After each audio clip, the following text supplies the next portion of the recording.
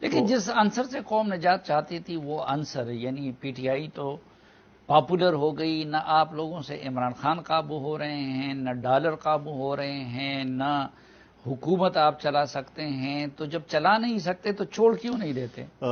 صافی صاحب میں بڑی وضاحت کے ساتھ بات کروں، قوم سے کیوں بات چھپائی جائے؟ یہ بھی میری دلیل تھی کہ اگر ہم نے مہنگائی مارچ کیے ہیں، ہم نے جلسے کیے اور مہنگائی کی ایشو کو ہم نے اٹھایا، تو ہمارا ایک جشتری ایک رائے تھی کہ دیکھیے ریاست کمزور ہو گئی ہے، اور ریاست جب کمزور ہو گئی ہے تو اگر حکومت ہم بھی حاصل کر لیں تو کمزور ریاست ہمارے ہاتھ میں آئے گی۔ نتیجہ یہ نکلے گا کہ اس نقصانات کی تلافی میں وقت لگے گا، مہنگائی کو ختم کرنا، لوگوں کے ریلیف مہیا کرنا، اس پہ کافی وقت لگے گا۔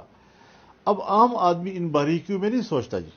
عام آدمی اپنی مشکل کو دیکھتا ہے، ایک غریب آدمی اپنی بھوک کو دیکھتا ہے۔ اس پر میں نے یہ ان سے کہا تھا کہ اگر ان حالات میں آپ حکومت لیں گے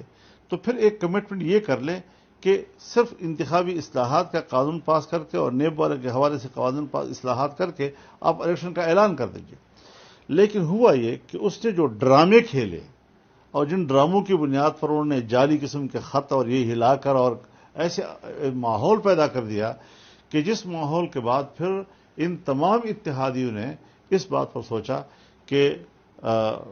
ٹھیک ہے، وقتی طور پر ہمیں سیاسی نقصان بھی ہوگا، وقتی طور پر کچھ وہ اوپر بھی جائے گا، اور جس کا ہم پہلے بھی خدشہ کر رہے تھے سو وہی ہوا اور وہی ہو رہا ہے۔ لیکن جب ہم نے ملکی حالات کو ہاتھ ڈال دیا اور پھر اس کے بعد ہم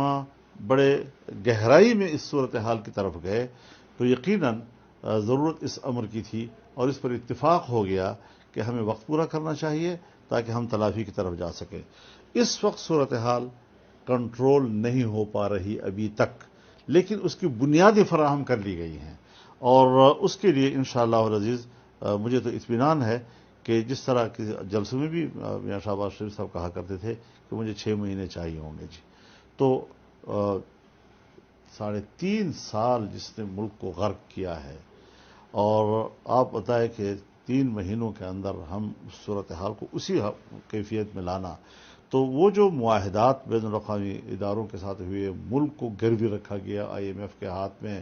اور پھر FATF کے کہنے پر قانون سازیاں ہوئیں، اور پھر آپ نے اسٹیٹ بینک کو جو ہے وہ IMF کے حوالے کر دیا اسٹیٹ بینک کے آزادی کے نام پہ، تو جو ملکی معیشت کی چابیاں ہوتی ہیں اور جو ادارے ملکی معیشت کو کنٹرول کرتے ہیں وہ آپ کی اس حد تک کمزور